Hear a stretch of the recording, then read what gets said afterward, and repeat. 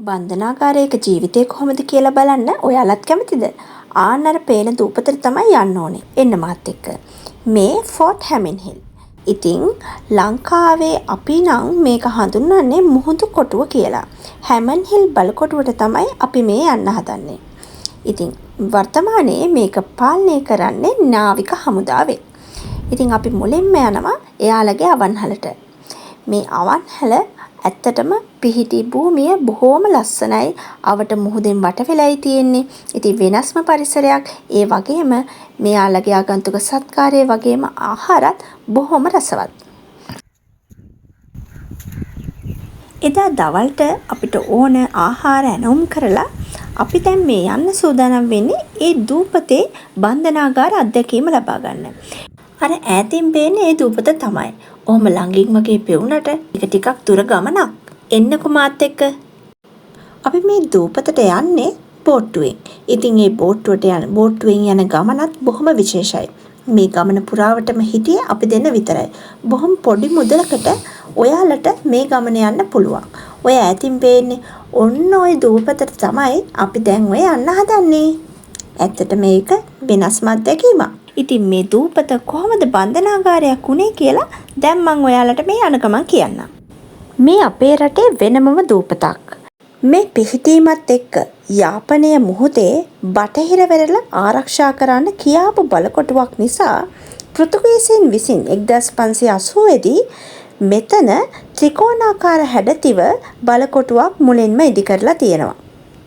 ඉන්දියාවෙන් යාපනයට යන නැව් බලකොටුවේ ඉඳලා ඔවුන් නිරීක්ෂණය කරලා තියෙනවා. ඉතින් එයාලට මේ දූපතේ ජීවත් වෙනකොට බොහොම දැඩි අවශ්‍යතාවයක් තිබුණා වතුර. මොකද මේ පළාතට අවුරුද්දට එකපාරයි වර්ෂාව තියෙන්නේ. ඉතින් මේ වැසි ජලය එකතු කරලා තියාගන්න විශාල ජල ටැංකියක් එයාලා නිර්මාණය කරනවා. මේ ජල ටැංකිය තරමක් උසින් තමයි නිර්මාණය කරන්නේ. පෘතුගීසීන් මේ හැමදේම නිර්මාණය කරේ ලී වලින්. කතාවෙන් කතාව අපි දූපතටත් ලං වෙලා අපි දූපතට ගොඩ බහින්නයි සූදානම් වෙන්නේ.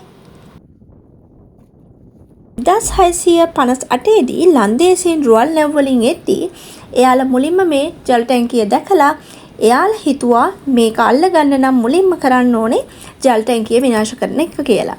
ඉතින් ඒ අනුව එයාලා මුලින්ම කරේ ජල ටැංකිය විනාශ කරලා ඒකේ හිටපු සොල්දාදුවන්ව අඩපණ කරලා ඊට පස්සේ ඒ සොල්දානුවන් එක සටන් කරලා ඒ බලකොටුව එයාලා අත්පත් කරගන්නවා. ඉතින් ඔන්න ඔය විදිහට අත්පත් කරගත්ත විදිහ තමයි ඔයාලට මේ චිත්‍රයෙන් පේන්නේ. සද්ද කරන්න එපා. අපි වෙඩි තියන්නයි යන්නේ. මේ විදිහට කාලතුවක්කු මේ දූපතේ බලකොටුව වටේටම තියෙනවා. යුද්ධයෙන් අත්පත් කරගත්තු මේ බලකොටුව ලී වලින් හදලා තිබුණු නිසා මෙතනම තිබුණු හිරිගල් හා කොරල් පරවලින් මේ බලකොටුවේ හැඩය ඌරෙකුගේ අඩිසලකුණ හැඩයට 1658 දී ගොඩනගලා තියෙනවා. පේනව නේද? මේකට හේතුවකුත් තියෙනවා. ලන්දේසින් අපේ රටේ එදා දැකලා තියෙන්නේ හැම් එකක්. එහෙමත් නැත්නම් ඌරු ගාතයක් විදිහට. ඉතින් ඒකේ අඩිසලකුණ විදිහට heel of the ham කියලා තමයි මේ දූපත හඳුන්වලා දීලා තියෙන්නේ. ඉතින් ඒ නිසා පසු කාලීනව හැමන් හිල් වෙලා තියෙන්නේ එන්නේ ඒ විදිහට තමයි මේ දූපත.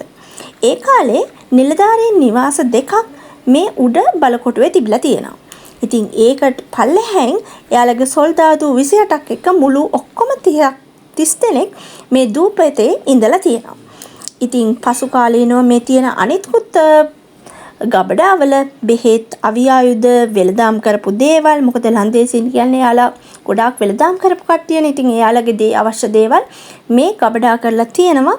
මෙතන තමයි පෘතුගීසීන් ජල ටැංකිය ඉදි කරලා තියෙන්නේ. ඔය උඩින් පේන ස්ථානයේ. අද ඒකේ නැරඹුම් මැදිරියක් විදිහට තමයි සකස් වෙලා තියෙන්නේ. එදා ඒ සිරමැදිරි තිබුණු ආකාරය පෙන්වන්න තමයි මේ මැදිරිය වෙන් කරලා තියෙන්නේ. ඒ විදිහටම තියෙනවා.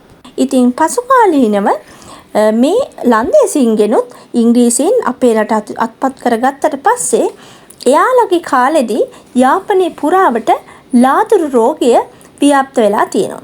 ඉතින් ලාදුරු රෝගය ව්‍යාප්ත වෙන කාලෙදී ඒ ලාදුරු රෝගීන්ම මේ ස්ථානයේ තමයි තියලා තියෙන්නේ. එයාලට කෑම බීම ටික දීලා.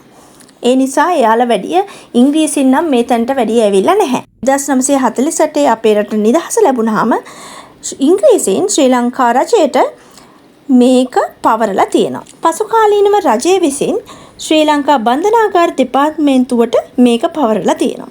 ඉතින් ඊට පස්සේ තමයි මේ ඔයාලට පේනවා වගේ මේ හැම කුටියකටම යකඩ දොරවල් සවි කරලා බන්ධනාගාර සිරකඳවුරක් බවට පත් වුණේ.